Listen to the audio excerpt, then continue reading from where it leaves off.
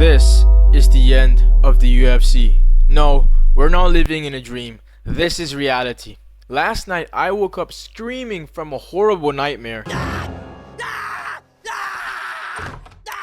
it's okay. I dreamt that Ankalaev beat AlexPereira, and then I checked my phone and I saw that it wasn't a dream. It actually happened.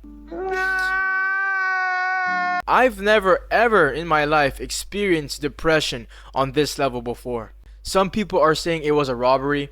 I wouldn't call it a robbery, but I did have Alex winning. I thought he took rounds 1, 3, and 5, but of course I am biased, and the third round was very close, so I see how you could give it to Ankalaev. Still, that doesn't take away the deep, excruciating pain I feel in my chest.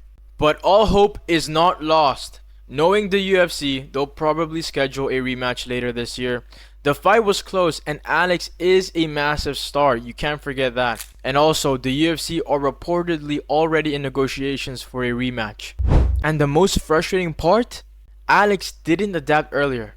He listened too much to his corner and seemed to expect a different fight from Ankalaev. And credit to Ankalaev, he took full advantage of that. Throughout the fight, Alex landed solid leg kicks, but they didn't seem to pay off. His leg kick heavy game plan allowed Ankalaev to just walk him down. Alex focused so much on the kicks that he wasn't throwing enough to stop Ankalaev's forward pressure. And credit to Ankalaev, he consistently won the foot battle, taking the outside foot position repeatedly. This made it harder for Alex to land outside leg kicks, and it also lined up Ankalaev's left hand, which if you remembered, he landed at the end of the second round, hurting Alex bad. It was clear from the start that Alex was expecting more wrestling, which is obvious. And when Ankalaev did wrestle, Alex did well. He defended all 12 takedown attempts. Ankalaev landed 0 takedowns. He proved he's not just a kickboxer. And this notion of all you have to do is wrestle Alex is false, as I've mentioned in my prediction video. In fact, the only successful takedown in the fight came from Alex, who hit a nice foot sweep in the 4th round. You know, it's a shame Alex waited until the 5th round to throw more jabs and counters, and Ankalaev overextended at times with his left hand, as I mentioned he would in my breakdown. Ankalaev is a counter striker, and leading the exchanges isn't his strength. That's not what he's good at. Credit to him though, because he did a better job of it here. But there were plenty of moments where Alex could have countered, and he just didn't. But when he did counter, he landed. It's so surprising he didn't capitalize on that more often. The card was shaping up to be an 8 or 7 out of 10, and Alex's knockout would have been the cherry on top. But we were robbed of our happiness, man. I was so heartbroken when Alex lost. But all hope isn't lost. Like I said, the UFC is the UFC. They won't let it end like this. Alex will almost certainly get an immediate rematch. And if you don't believe me, just look at how many undeserved title shots we saw last year. And let's not forget, they are reportedly in negotiations for a rematch. So that fight is happening. They are rematching. That's a guarantee.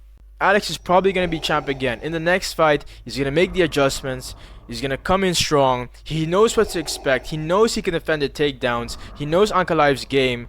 And I don't see the improvements that Ankalaev can make in order to beat Alex. Alex is too experienced in the striking. Yes, Ankalaev did a good job of shutting down AlexPereira, but that's because AlexPereira was expecting more wrestling, and now he knows the uncertainty of the wrestling. He knows he can defend the takedowns. So come into this fight, Pereira is going to make those adjustments. But enough rambling.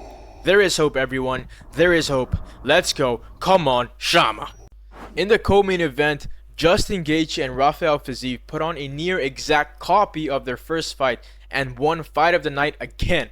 Gaethje showed that the knockout loss to Max didn't make him a washed fighter at all. He looked great and even ate some big shots from Fiziev. Credit to Fiziev too, he took the fight on short notice and made it very competitive. I was honestly shocked when Gaethje dropped Fiziev. I've never seen Fiziev hurt that badly. No one drops Fiziev like that. And seeing Fiziev take down Gaethje was wild. A Muay Thai fighter taking down an All-American wrestler just doesn't sound right at all. But like in their first fight, Fiziev gassed in the third, and Gaethje's jabs and uppercuts were his best weapons. As for who they should fight next, Dana said Gaethje might get a title shot, but I still want to see the Gaethje Hooker fight. That fight was going to be an absolute war, so I would love to see that fight. If he wins that, then you can give him a title shot. As for Fiziev, he should fight either BSD or the loser of Chandler versus Pimblett. Him versus Chandler would be an absolute war, and Fiziev and Pimblett, that would be such a nice fraud check for Paddy Pimblett. That guy's been, he's been lucky. Pimblett's been so lucky, bro. He's been fighting these cans. Chandler is gonna be a tough test. If he beats Chandler, he's probably gonna get fraud checked in the next fight. But if he loses, give him Fiziev, and that's a proper fraud check. Ignacio Bahamondes retired Jalen Turner after submitting him in the first round with a triangle. Jalen Turner has one major problem, and that's his fight IQ. From walking away after dropping Moicano to putting himself in a triangle against Bahamondes, he makes costly mistakes. He has great skills and attributes, but his decision making is the major thing that holds him back. Jalen Turner is a very talented fighter, and if he didn't retire, he could have climbed his way back up into the top 15. But he decided to retire, and I wish him the best in retirement. A great win nonetheless for Bahamondes. He's now in the top 15. A fight between him and Grant Dawson I think would be perfect. Or he could face Mauricio Rufy. Speaking of Rufy, he just delivered one of the greatest knockouts ever, knocking out Bobby Green in the first round. He faked a right hand into a left hook to set up a spinning wheel kick, and it landed flush on the temple, folding Bobby like a lawn chair. After his fight, he called out Beneil Dariush, and honestly, he'd probably knock him out in the first round. But if that fight doesn't happen, I want to see him fight either Bahamondes or Ribovics. If he fights any of those two guys, it would be absolutely incredible. And that's a wrap for UFC 313. It was a decent card. I'd give it 6 Tony Fergusons out of 10. What do you guys think? Let me know in the comments. Comment Shama if you thought Alex won and if you want to see Alex win again. And comment Tony if you're sad. Why Tony? Because there's nothing more depressing than Tony Ferguson's downfall. Anyway, that's it from me. Don't forget to like and subscribe, and I'll see you in the next one.